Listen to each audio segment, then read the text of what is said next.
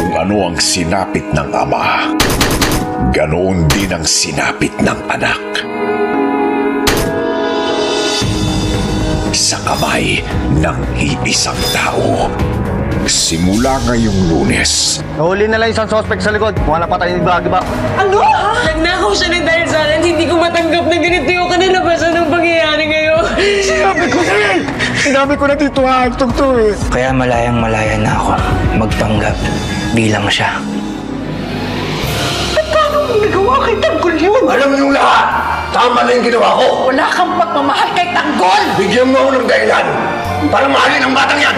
Tanggol!